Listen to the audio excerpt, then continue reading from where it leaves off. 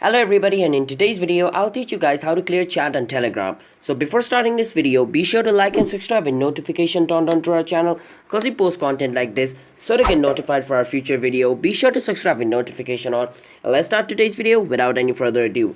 So to clear chat on Telegram is pretty simple. Go to the person whose chat you want to clear. So I want to go on Simon Sam and I want to clear his chat. So I click on his name and I click on this three dot at the top and then click on delete chat over here.